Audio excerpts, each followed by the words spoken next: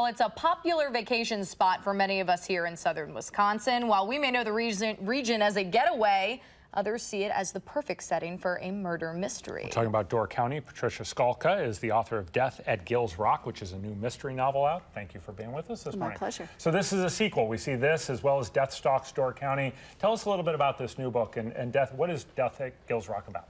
Death at Gills Rock is about treachery, secrets, and lies.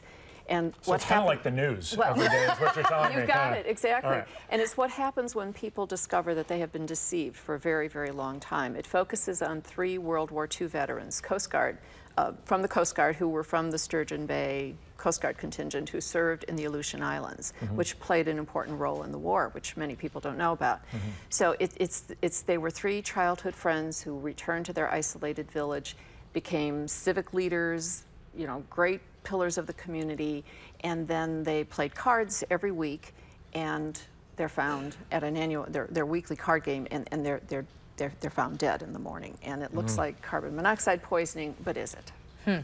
And if it isn't, why? Yeah, exactly. Boo-ha-ha. That's the mystery. That is the mystery. I'd love to hear kind of the inspiration for both the main character, the detective, and kind of why Door County, your history with that too. Well, I've been going to Door County for many years, 35 years or so, and I was sitting on the beach one day on one of those stunningly gorgeous days, and then I sat in the very same spot at night, and there was no moon, there were no clouds. It was like a little sinister and scary because it was so dark, and I kept thinking about the contrast between day and night, good and evil, light and dark, and I got the idea for a mystery series, or at least one book anyway, it's what I started with, where you had a beautiful veneer but sinister forces at work beneath it.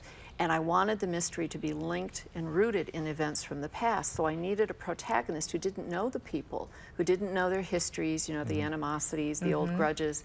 So I brought my detective in from Chicago, and I gave him a burdened past. He's a burdened man. He's grieving. He's feeling guilty. So he's trying to escape a past. He's trying to get away from death, and he finds himself sort of surrounded by it. We were talking before we started. I always like to ask authors about motivation, and you were a nonfiction writer. You wrote at Reader's Digest, and so what kind of inspired you to shift to this world of fiction and mystery in particular?